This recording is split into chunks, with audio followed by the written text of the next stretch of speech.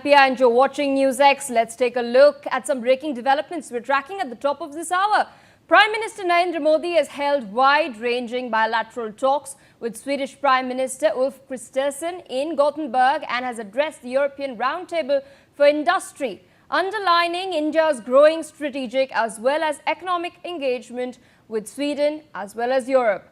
After the discussions, the Prime Minister has taken to social media to say that he's had a fantastic conversation with Kristersson. He has added that it was also great that Crown Princess Victoria participated in the meeting.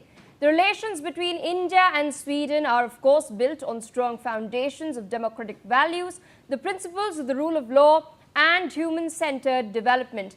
Considering our growing cooperation in all areas, we have decided to elevate our relationship to a strategic partnership.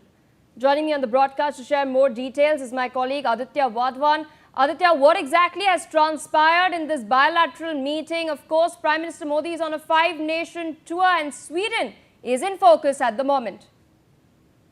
If you see, Prime Minister Narendra Modi had held talks with his Swedish counterpart, and definitely, there were very